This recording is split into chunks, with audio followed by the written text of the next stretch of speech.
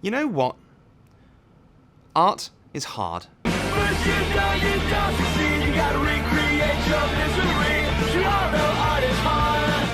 What's arguably harder, though, is making money from it.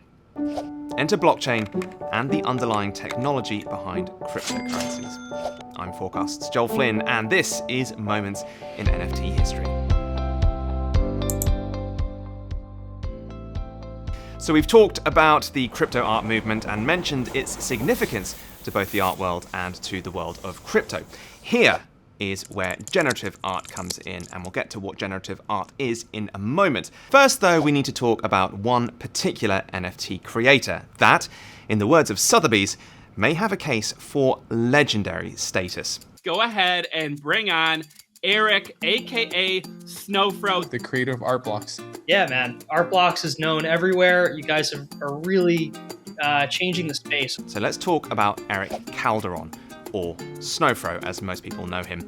He's an NFT collector in his own right. He managed to claim some very rare zombie CryptoPunks when they were minted back in 2017. Those algorithmically generated pixel punks ultimately, though, inspired him to look at what else could be done with blockchain technology and generative art, and in the process, make something completely new.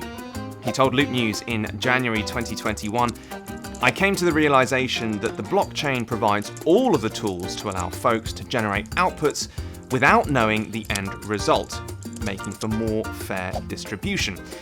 This led to the creation of art blocks.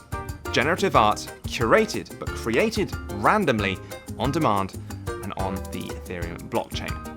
So what are they? Well, until you mint an Art Blocks NFT, it doesn't actually exist. It's created on the spot using an algorithm to randomly generate data, but the data inputs are initially provided by an artist, creating a project using a set of different variables. After that project is closed, collectors can then purchase an NFT of that work. Essentially, in Snowfro's words, when a collector mints a work of art, they are creating a new, fresh set of variables that are stored on a token. What he'd actually created was the next step in something called generative art.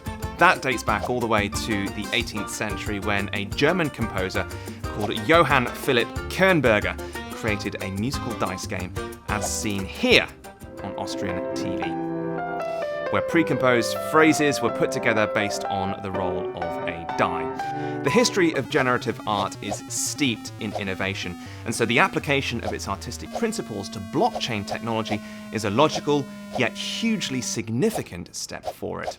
As Snowfro told Art News in September 2021, because art blocks forces the artist to accept every single output of the algorithm as their signed piece, the artist has to go back and tweak the algorithm until it's perfect. They can't just cherry pick the good outputs.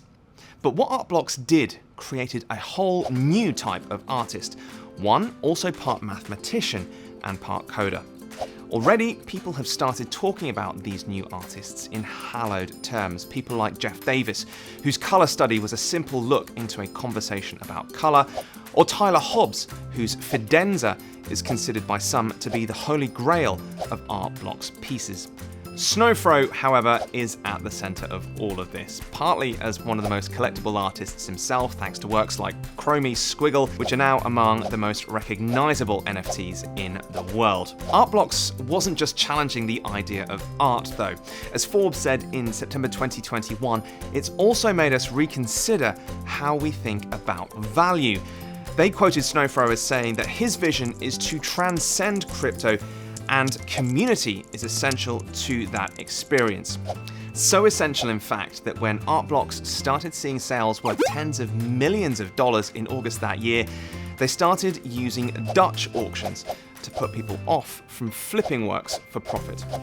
It's just not good. It's not the future of art blocks by any means, he was quoted by Art News as saying a month later. This, for many, is perhaps one of the most significant parts about this whole movement. One man's passion for generative art, for coding, and blockchain have created the ultimate Web3 art. And that could be hanging on walls in the real world or online for a long time to come.